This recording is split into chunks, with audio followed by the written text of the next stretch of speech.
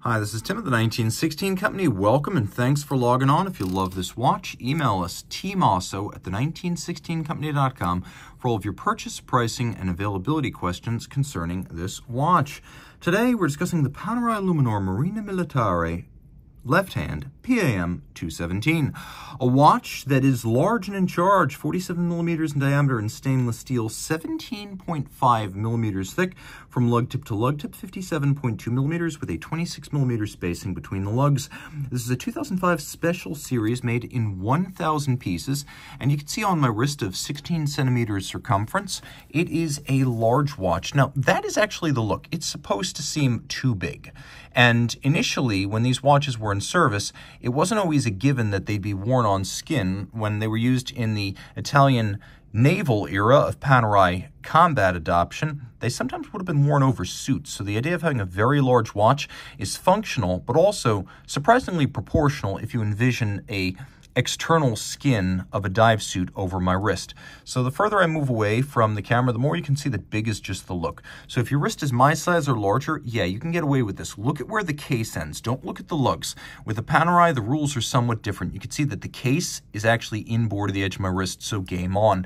Now it is very thick, but it's also very sloped. So surprisingly, a jacket sleeve should be able to ride up over this case band. It feels very substantial. There's a real weight to it, despite the fact that it is on a strap rather than a bracelet. Down the barrel, over the top, cuff shot. Taking a look at the strap. This being a special series watch, the originally spec'd strap was more luxurious and more expensive than what you typically see on a Panerai watch. So we have alligator leather instead of calf, textile, or rubber of some kind. And it is large rectangular symmetrical scale, which is an expensive cut of alligator. Dark brown with a gloss finish. You can see this is thick leather, and it's got a contrasting stitch. It's got a sheer side that's been cut and then lacquered for refinement. On the underside calfskin, you can see no crimping, no gouging, a brand new Panerai factory strap with the company's well-known and traditional satin finished steel pin buckle. This is a left hand, or destro, and destro, of course, means it's designed to be worn on the right hand, or at least that was the initial intent of some of these watches during the combat era. Panerai, from the 1930s through the 1980s, an on and off supplier of timepieces, diving instruments, and believe it or not, things like signaling gear to the Italian Navy. They had a pretty broad set of contracts through the years, but they're best known, at least publicly, for their watches. And so the idea was that there would be watches available for those who wish to wear on the right hand. The fact is, though, this is an ambidextrous watch, so don't think of it as a watch for a lefty. This wears just fine on either wrist. There's absolutely no gouging, no wrist digging. For practical purposes, either arm is fine. Now, in terms of how that strap is connected to the case, you can see screws and bars. Very traditional system for Panerai watches, and it means that if you are a paneristo, you probably already have the jeweler's screwdrivers at home to get cracking on strap swapping. And this is important here because straps held by screws and bars tend to be more securely held than those held by spring bars alone. And you will find that the screws and the bars are also used to hold the buckle to the strap, because what good is a firmly anchored strap to the case if the buckle pulls off? So uniformly bars with screws. Now, this is the Luminor 1950 case that is more representative of the original 6152 combat watch. It doesn't really look like the civilian Officine Panerai watches launched in the 1990s. It's a bit larger, it's a bit more curvaceous, and so this is a little bit more historically true. In the modern era, we first started seeing this case on civilian Panerai watches again with the PAM00217. And the crown guard, look, you know what brand, you know what model, Panerai Luminor, super iconic. Probably the most recognizable crown guard in the world, and yes, that includes Rolex. It is a full device protecting the crown, so even a perpendicular hit can't damage the crown. And the idea was, back when all Panerai watches were manually wound, if you were going to be using this for aquatic operations, continuously threading the crown in and out could wear down the stem tube assembly and the seals. So the idea of a lobe cam that just compresses and decompresses was highly appealing because it wouldn't wear down the water resistance water-resistant hermeticity of the watch. And so when I lift this lever, now I can wind the watch. Now I can set the watch. I can do all of this without having to screw a crown out. It's easy to wind, it's easy to set, and then I can push it right back down. It locks again, and I get 100-meter water resistance. So this is very practical. It's also easy to lock and unlock, even if your hands are wet, sweaty, or gloved. And if you take a perpendicular hit, unlike a shouldered crown guard, you're not going to damage the crown assembly and damage the movement.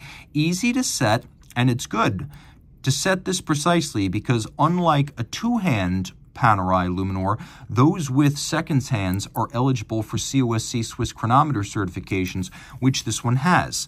You're looking at Panerai OP11, which is a highly evolved ETA Unitas 64972, so 36.6 millimeters in diameter. It's a big movement, originally created for desk clocks and pocket watches, which means it's true to Panerai history, as Panerai watches first were powered by Rolex Codebert caliber 618 pocket watch movements, and then later on, after Rolex finished building the Panerai watch's subsequent use of the Angelus SF240 desk clock and pocket watch movement, set up the historical legacy which this follows, as we have a center wheel, large-scale pocket watch caliber in here. But the 64972 has some upgrades over the standard. Longer power reserve at 56 hours, higher beat rate at 3 Hz rather than 2.5, specially cut and decorated bridges specifically for the Panerai application, and 5-position adjustment and a COSC chronometer certification. This watch comes with the chronometer certificate.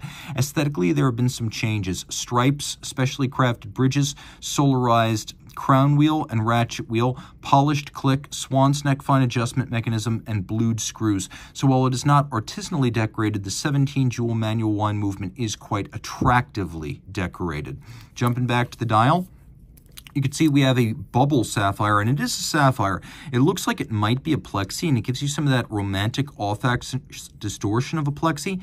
As we go off the axis of the dial, you can see how it distorts, but it is a sapphire. We also have a sandwich dial, which is an old-school Panerai construction of a stencil on top of a fully luminescent disc. We also have the refinement of rose gold-coated hands. So I'll show you how the sandwich dial looms. It's quite impressive. It gives you a three-dimensional effect since the luminescence is in effect recessed inside each one of the characters on the dial.